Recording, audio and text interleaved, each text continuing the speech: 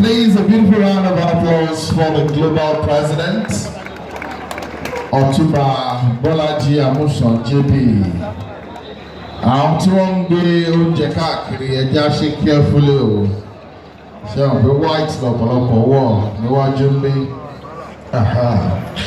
Yes, at this point, let's quickly have the state cultural troupe for their performance. Come on, but watch you go.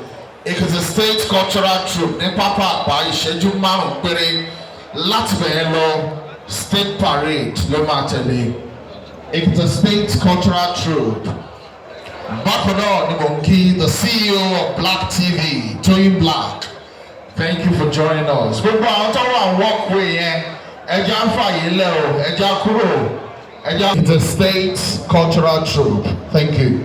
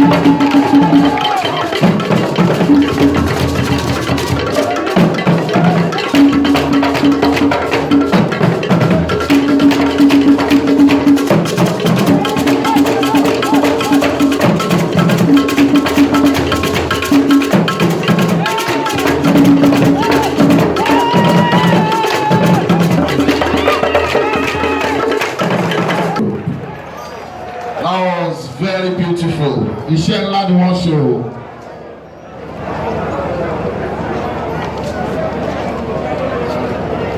That's the overall best troupe in the world.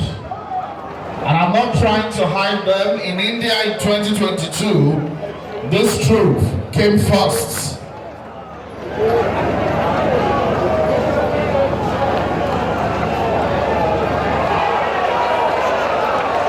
All right. Yes, that's true. One of what's it for you? Ẹ jẹ́ kí a tẹ̀lé gbogbo instructions tí wọ́n bá fún wa. Ṣùgbọ́n wọ́n fi tó wa létí pé èèyàn kan gbé SUV kan wá bí.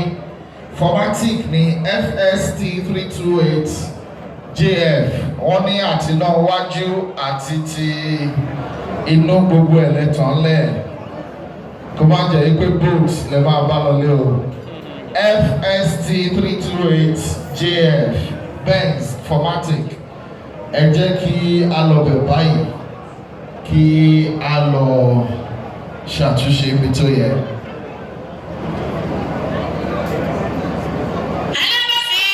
Abuja and Plateau State.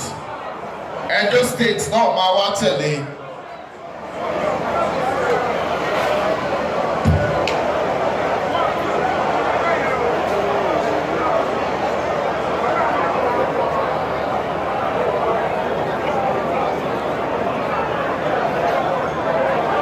Lẹ́yìn tá a bá wá ṣe yẹn tán, àwọn guilds lábẹ́ àṣẹ TAMPAN àwọn náà máa tẹ̀lé. TAMPAN Guild of Directors àwọn náà máa ṣáájú.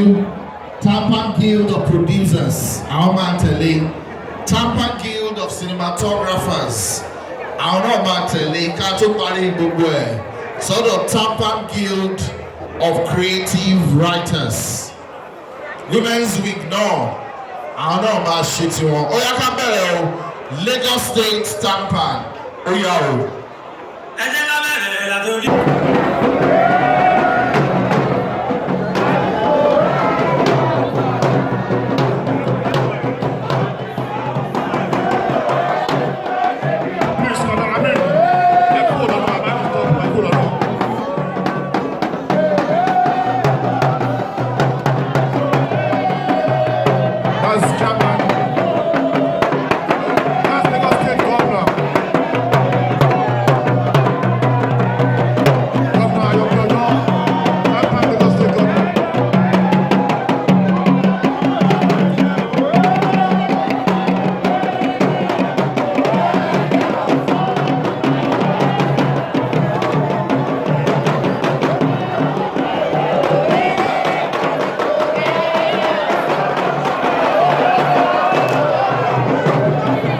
Governor, Lagos State TAMPAN, Alex Bimbo Alexander,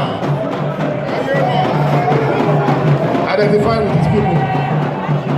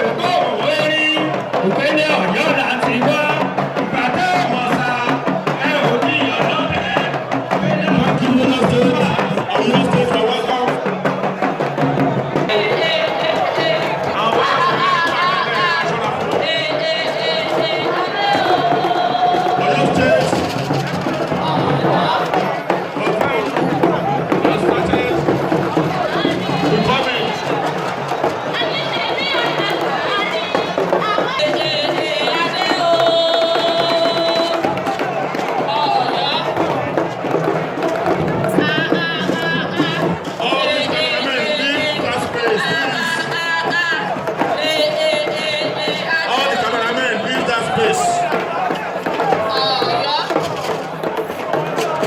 Lagos State, stop your drums. Otherwise, you'll be losing your marks. Stop your drums.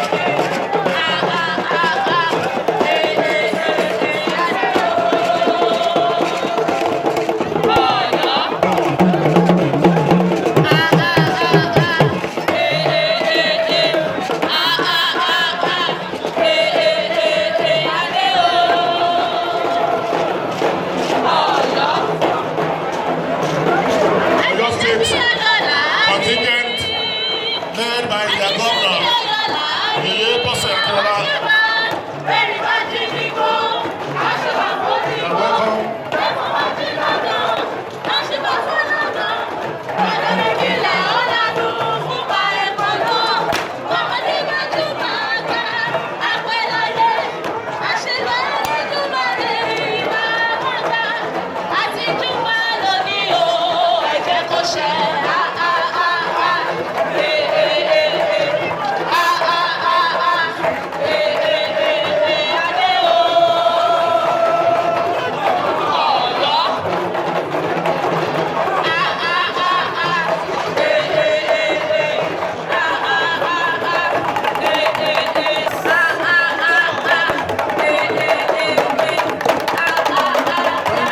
Thank you.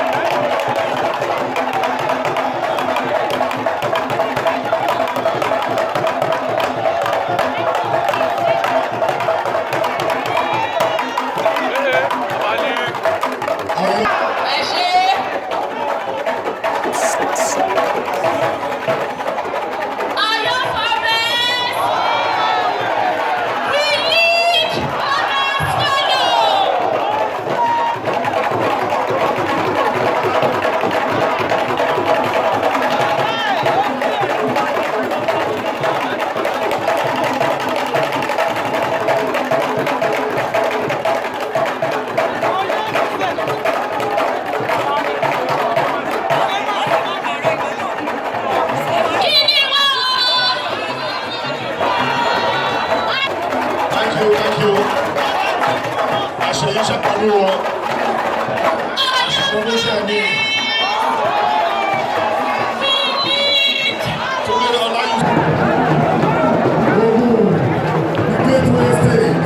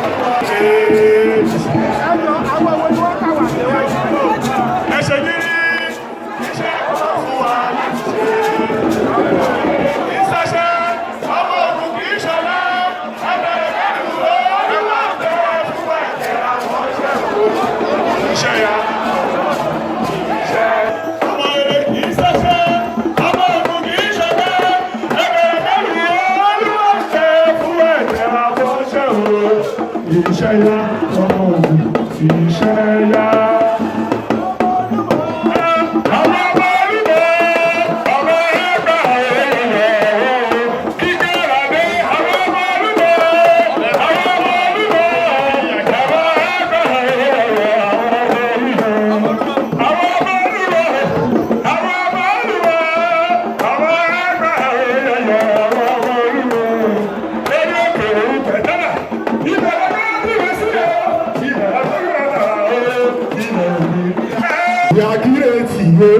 Ìyàgírèsì pété wà lábẹ́ Olúmọ o pété wà lábẹ́ Olúmọ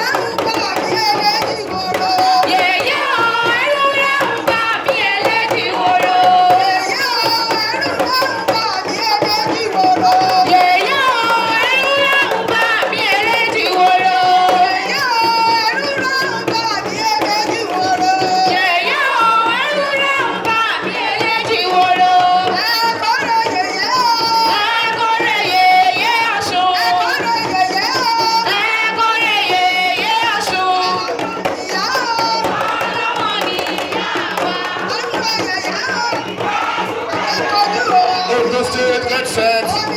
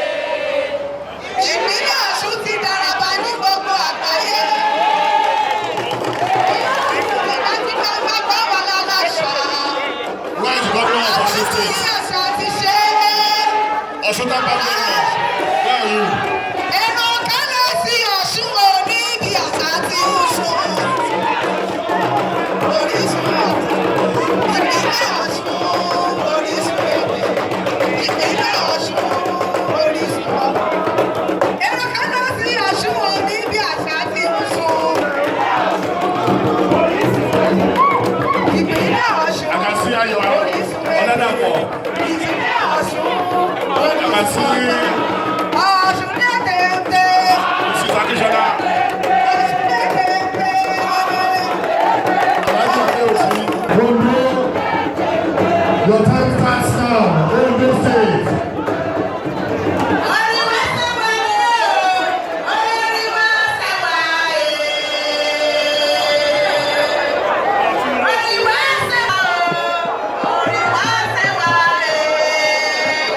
Wow.